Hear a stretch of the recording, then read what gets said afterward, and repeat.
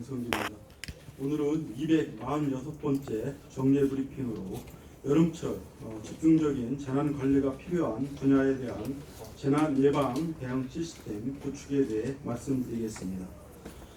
최근 포항 지진이나 제천 복합 건물 화재, 고성 산불 등 대형 재난과 안전사고가 잇따라 발생함에 따라 안전에 대한 관심이 크게 증가하고 있습니다. 이와 관련하여 우리 시는 각종 재난 안전사고에 대비하고 시민들이 체감할 수 있는 효율적인 안전대책을 펼칠 수 있도록 선제적이고 적극적으로 재난 예방 대응 시스템을 구축하고 있습니다. 먼저 여름철 자연재난 종합대책에 대해 말씀드리겠습니다. 우리 시는 여름철 각종 재해와 안전사고에 대비하여 폭염, 수방, 안전 분야를 중심으로 2019년 여름철 자연재난 종합대책을 마련하고 재난 발생 시 재난안전대책본부에 신속하게 근무할 수 있도록 근무자들을 사전 지정하고 실제 재난 발생 시에는 신속하게 소집하여 근무할 수 있도록 체계를 갖추고 있습니다. 구체적인 여름철 자연재난 종합대책 내용으로는 먼저 폭염 상황관리 TF를 운영하고 폭염 취약계층 보호 서비스를 강화하겠습니다. 폭염 종합대책을 마련하고 8개 부서가 합동으로 TF팀을 구성하여 폭염 저감 사업을 진행하고 있습니다. 폭염 취약계층인 독거노인이나 거동 불편자 등에 대한 건강 관리를 위해 재난 도우미들이 방문이나 전화를 통한 보호 체계를 구축하고 건설 현장 근로자 및 농업 종사자 등 야외 근로자에 대한 안전 관리 대책도 마련하였습니다. 특히 올해는 시민들의 의견을 반영하여 그늘막 8개소와 쿨링포구 1개소 등을 신규로 설치하였고 행안부 특별교부세 등을 통해 이를 점점 확대할 계획입니다. 또한 관내 경로당, 주민센터, 복지시설 등 무더위 쉼터 441개소를 운영하고 있으며 금융기관 및 공공기관 등과 협조하여 무더위 쉼터를 더 확충하도록 하겠습니다. 둘째, 폭우에 대비하여 침수 취약시설을 정비했으며 이재민 지원과 폭우 특별 수송 대책을 마련하였습니다. 산사태 우려 지역이나 개발 행위 및 건축 허가 대상 등 대규모 공사장, 급경사지 위험 지역 등 인명피해 발생이 우려되는 곳에 자율 방재단과 민관 합동으로 예찰 활동을 강화하겠습니다. 폭우 피해가 예상되는 시설물에 대해 사전에 수방 자재를 구비하여 인명 재산 피해가 발생하지 않도록 노력하겠습니다. 또한 구호 및 방역물자를 사전에 확보하고 풍수의 이재민을 긴급 지원하기 위해 학교 등 151개소에 임시 주거시설을 지정 운영할 계획입니다. 재난 상황 발생 시 휴대폰 문자나 전광판 등을 통해 실시간으로 재난 상황, 사고, 속보, 기상 정보, 시민 행동 요령, 주변 대피소 등에 대한 정보를 제공하고 이러한 정보를 손쉽게 받아볼 수 있도록 시민들께서 재난정보 문자 서비스에 적극 가입할 수 있도록 안내를 강화하겠습니다. 다음으로 재난 및 사고 예경보시설 확충에 대해 말씀드리겠습니다. 우리 시는 지속적으로 재난사고 예경보시설을 확충해 오고 있습니다. 사고 발생 시 시민들의 큰 불편이 우려되는 주추, 사오리, 지하차도 내에 재난 예경보 시스템을 구축하였습니다. 지하차도에 사고가 발생하면 재난안전상황실과 지하차도 관리사무소가 실시간으로 정보를 공유하고 자동으로 스마트 경광등 및 전광판, 음성 통보 장치가 작동하여 주추 사오리 지하차도로의 진입을 차단하거나 우회하도록 하여 대형 사고로 2차 사고가 번지는 것을 예방할 수 있게 하였습니다. 또한 재난 발생 시 시민들에게 즉시 정보를 전달하기 위해 세종시 전 지역에 재문자 전광판이나 재난 재감시용 CCTV 그리고 각 마을별로 음성 통보 시스템 등 311대의 재난 예경보 시설을 구축하여 재난을 신속하게 전파할 수 있도록 하고 있습니다. 하반기까지 노후화된 기상 관측기기로 보개소를 교체하는 한편 재난 재해 감시용 CCTV도 2개소를 확충할 계획입니다. 특히 기상청과 업무 협약을 맺고 방제 기상 관측 자료 및 기후 자료를 생산할 수 있는 종관 기상 관측 장비를 지난 4월에 설치하여 우리시 기상 기후 변화를 정밀하게 예측하고 이상 기후에 대비할 수 있도록 하였습니다. 마지막으로 재난 및 안보 관리를 위한 영상회의 시스템 구축에 대해 말씀드리겠습니다. 우리시는 최근 시 본청과 32사단, 세종시 경비단 및 19개 읍면동을 연결하는 영상회의 시스템을 구축함으로써 재난 상황 정보를 공유하고 통합 방위 작전을 수행할 수 있게 되었습니다. 이를 통해 재난이 발생하면 군부대가 신속하게 군장비나 인력 등을 지원할 수 있고 통합 방위 작전 때는 지휘 통제 수단으로 활용할 수 있게 되었습니다. 앞으로 재난 현장, 중앙재난안전대책본부, 시청을 잇는 통신망을 구축하여 강력한 재난 대응 체계를 구축할 계획입니다. 우리시는 이번에 구축한 예경보 시스템을 활용하여 각종 재난과 안전사고로부터 시민들의 생명과 재산을 보호하도록 적극 노력하겠습니다. 시민 여러분께서도 재난 및 안전사고 발생 시 피해를 최소화할 수 있도록 예경보 시스템에서 제공하는 정보와 시민 행동 요령에 관심을 갖고 능동적으로 대응해 주시기를 부탁드리겠습니다. 이상으로 하고 질의가 있으면 질의하시기 전에 언론 성함과 언론사 이름을 말씀해 주시면 고맙겠습니다. 질문할 분 계십니까? 예, 김재훈 기자님.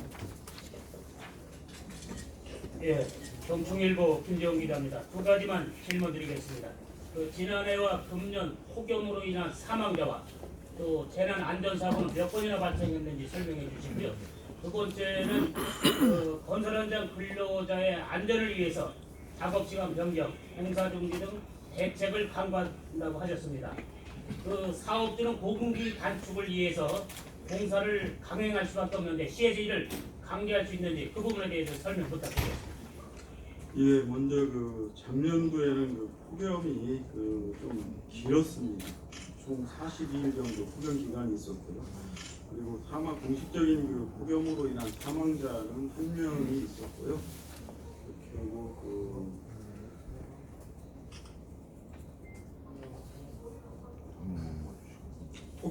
작년도 폭염 피해자는 온열 환자가 12명이 발생을 했었고 금년도는 아직까지는 온열 환자는 발생하지 않고 있습니다. 그리고 작년도에는 가축 피해가 한 11,800 정도가 있었습니다. 그리고 지금 두 번째로 이제 건설 현장 근로자들에 대한 폭염 시에 대책을 말씀해 주셨는데 저희들이 건설 현장에 대해서는 이제 단계별로 3개 단계로 이제 나누어서 저희들이 근로자 안전 대책을 추진을 하고 있습니다. 폭염 주의보나 경보가 발령될 경우 무더위 휴식 시간제를 가장 무더운 시간인 오후 2시부터 오후 시간대 무더위 휴식 시간제를 권장을 하고요. 다음에 폭염주의보가 10일 이상 지속될 경우 작업시간 변경을 권고를 하고 있습니다. 그리고 폭염경보가 10일 이상 계속될 적에는 공사 중지나 공기 연장을 권고하고 있습니다. 그리고 관련해서 저희 시가 관할하고 있는 공공 공사 현장에 대해서는 저희들이 직접 그렇게 중지 이런 것들을 권하고요. 그리고 민간 사업주들이 하고 있는 부분에 대해서는 저희들이 적극적으로 이렇게 권하고 있습니다. 그렇지만 이 강제 사항은 민간 분야에 대해서는 강제 사항은 아닙니다. 적극적으로 권하도록 하고 여기에 대해서 이런 기준 권고 사항들을 이행하지 않아서 사고가 발생했을 때에는 거기에 대한 각종 책임들을 또 물을 수 있도록 이렇게 하도록 하겠습니다. 예, 기자님. 네, 아시아뉴스 통신홍보진입니다. 우선 그 인사와 관련해서 승진 또 실장 내정 되신 걸로 알고 있는데 그거에 대해서 본인 생각은 어떠신지 보시고요. 그다음에 지난주에 우리 세종 안전도시 만들기 행사 계획이 있었는데 갑자기 연기가 됐어요. 여기에 대해서 좀 알려주시고요. 마지막으로 우리가 2017년도 11월 달에 안전도시 인증을 받았는데 그 이후에 좀 1년 반 정도가 지났어요. 안전도시 인증 받은 이전과 이후에 우리 시에 크게 바뀐 게 있다면 어떤 게 있는지 간단하게 소개해 주시기 바랍니다. 예, 홍 기자님 제가 이제 저희 조직 개편에 따라서 7월 말에 저희 시민 안전국이 시민 안전실로 기획했습니다. 필장으로 이렇게 될 걸로 하고 있고요. 앞으로 열심히 하는 기회가 되도록 하겠습니다. 안전 도시 만들기 두 번째 행정안전부와 저희가 쉽게 일반 기관들하고 우리 세종특별자치시를 안전특별자치시로 안전선도도시로 만들기 위한 프로젝트를 지금 현재 진행하고 있습니다. 다만 저희가 이제 저번 주에 장관님을 모시고 행사 MOU를 체결하고 공식 행사를 하려고 했었는데 행안부 일정상 부득이하게 조금 연기를 좀 시켰습니다. 조만간 빠른 시일 내에 장관님과 시장님 일정에 맞춰서 추진하도록 할 계획입니다. 결국 세 번째로 질문 주신 국제안전도시 인증을 이제 작년 1월달에 받았는데요. 이전과 이후에 크게 달라진 상황이 있느냐 이렇게 질문을 주셨습니다. 저희가 국제안전도시 이거는 2018년 1월달에 공인을 받았지만 이 국제안전도시 업무 자체는 2014년도부터 지속적으로 이제 준비를 했었고 그러한 노력들이 결실을 맺어서 2018년도 1월달에 국제안전도시로 이렇게 인증을 받은 겁니다. 다만 국제안전도시로 인증을 받았다는 것이 결과에 있어서 어떤 안전의 등급이 어떤 상위 등급이다 이런 것을 말한 결과를 말하는 것이 아니고 우리 시 관련 부서들이라든가 유관기관 그리고 시민들께서 이 안전에 대응하기 위한 이런 각종 제도나 그리고 문화 이런 것들을 대응할 수 있는 이 준비 체계가 국제적인 기준에 맞추어서 잘 준비되고 있다 이런 측면으로 좀 이해해 주시면 되겠고요. 저번 제가 연초에도 한번 브리핑 할 적에 말씀드린 것처럼 저희가 이제 국제안전도시에서는 질병 이외의 사망 사건이라든가 사고로 손상되는 사망자 수 이런 것들을 가지고 이렇게 좀 비교를 하는데 저희들이 이런 작업을 하기 전과 비교했을 적에는 저희들 손상 사망률 질병에 의해 손상 사망률이 좀 현저하게 많이 좀 감소하고 있는 그런 추세에 있다는 걸 말씀드리겠습니다. 예, 또 다른 질문 계십니까? 예, 이 기자님. 세종시 안전도를 보면요, 7개 항목 중에서 4개 항목으로 1개 항목을 최우수, 3개 항목을 최하위 극단적으로 나오는데 주로 이제 농촌, 그러니까 안전도 지금 현재 있는 신도시 지역하고 농촌 지역하고 안전도 차이가 굉장히 많이 심한 것 같습니다. 거기에 대해서 농촌 지역의 교통사고 예방에 대한 특별한 대책 같은 것도 말씀해 주세요. 네, 말씀하신 대로 저희 이제 교통사고 같은 경우 저희들이 조금 계산이 돼서 4등급까지 갔는데요. 주신 것처럼 그 동사와 같은 경우는 그 국도를 중심으로 읍면 지역에 사망률이 좀 많이 사고가 많이 발생하고 있습니다. 대형 사고들이 많이 발생하고 있고요. 그래서 저희들이 그 전반적으로 이거는 그 신도시 쪽에서 기존에 좀 속도를 완화시키고 그리고 그 어린이들 통학로라든가 이런 주변으로 이렇게 좀 많이 좀 준비를 하고 있는데 그리고 그 읍면 지역에는 저희들이 그 이제 경찰서 그리고 주민들 그리고 우리 안전조시 의원들이 수시로 나가가지고 예방이 필요한 분야들을 좀 점검을 하고 있습니다. 구체적으로는 사업으로는 저희가 읍면에 실시하고 있는 안심마을 만들기 사업을 좀 하고 있고요. 거기에서 이제 이런 분야, 특히 교통 분야들을 많이 지금 점검을 하고 있습니다.